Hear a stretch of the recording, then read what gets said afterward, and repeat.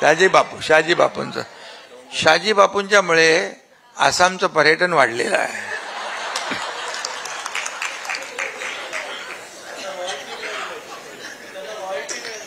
Royalty मी देण्यासाठी मुख्यमंत्र्यांना विनंती केलेली आहे तिकडच्या. खरं म्हणजे त्याच्यानंतर काही जाहिराती बघितल्या मी आणि त्याच्यावर शहाजी बापूचे ते डायलॉग असायचा, बरोबर ना.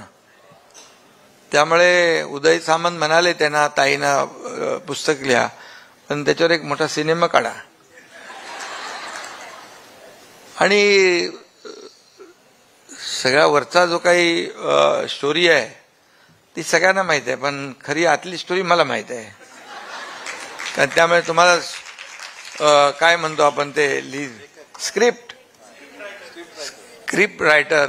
रायटर म्हणून तुम्हाला माझ्याशीच बोलावं लागेल.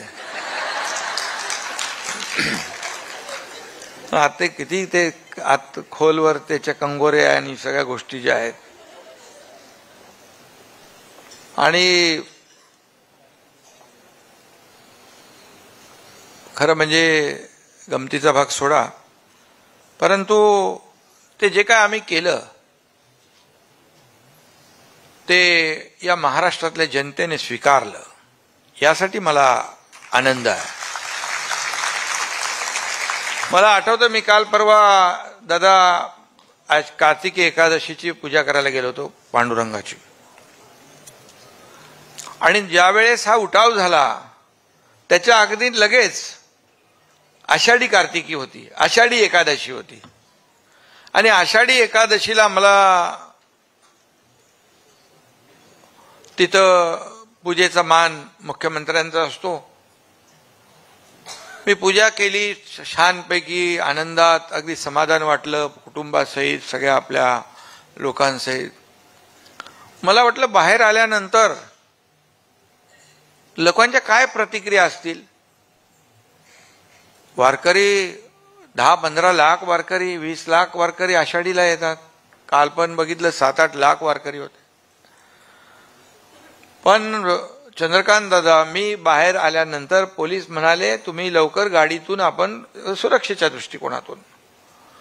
त्यांनी मला आणखी काही सांगितलं ते मी इथे सांगू शकत नाही.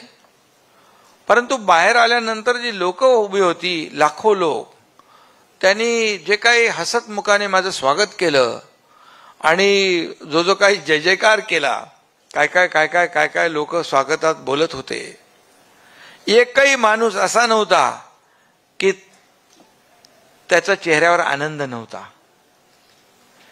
मी ओळखलं की आपण घेतलेली भूमिका, आपण घेतलेला निर्णय या महाराष्ट्राच्या हितासाठी घेतलाय.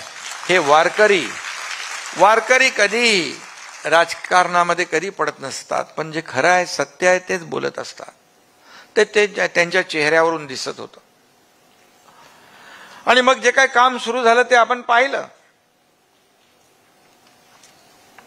मग या राज्यामध्ये रखडलेले प्रकल्प आपण पुढे नेले, विकास प्रकल्पांना आपण चालना दिली, लोकाभिमुख कल्याणकारी योजना आपण केल्या. आणि त्या योजना जास्तीत जास्त माझ्या लाडक्या बहिणींसाठी केल्या. सगळ्यात महत्वाची म्हणजे मुख्यमंत्री माझी लाडकी बहीण योजना आपण सुरू केली. आणि तेव्हा देखील लोक सांगायचे ही लाडकी बहीण योजना म्हणजे काय चुनावी जुमला आहे गडपाले साहेब, काय होणार नाही, खोटं आश्वासन आहे, फक्त निवडणुकीपुरतं आहे. परंतु आपल्याला माहित आहे, मी एक सर्वसामान्य शेतकऱ्याच्या कुटुंबातून आलेला एकनाथ शिंदे, वारकरी कुटुंबाची प्रेरणा मला मिळालेली लहानपणापासून. त्यामुळे जेवढं होणार आहे तेवढंच मी बोलायचो. आणि विरोधक सांगायचे होणार नाही. मी लाडक्या बहिणीने एवढंच सांगितलं, तुम्ही फक्त एवढंच लक्षात ठेवा, निवडणुकीमध्ये सावत्राने दुष्ट भावांना लक्षात ठेवा.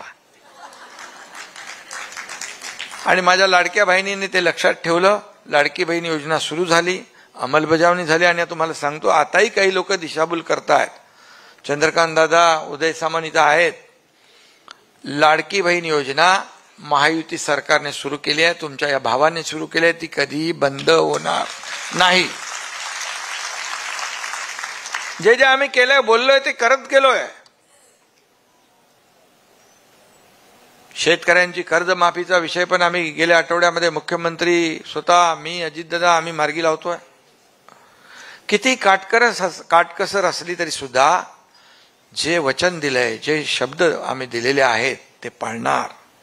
कारण मी नेहमी म्हणतो, एक बार जो मैंने कमिटमेंट कर दी तो फिर खुद की भी नहीं सुनता. असंच पाहिजे राजकारणामध्ये.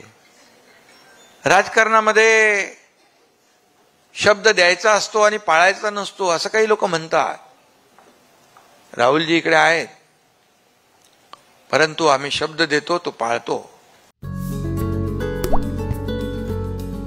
आता जोकासू STP या अत्याधुनिक जॅपनीज तंत्रज्ञानाने सुसज्ज, quick installation, energy efficient, noiseless blowers, low maintenance या आणि अशा वैशिष्ट्यांनी परिपूर्ण जोकासू STP तंत्रज्ञान प्रकल्प उभारणीपासून ते विक्री पश्चात समाधानकारक सेवा देणारी, भारताबरोबरच परदेशात देखील प्रकल्पांची यशस्वी उभारणी करणारी company Deccan water treatment private limited.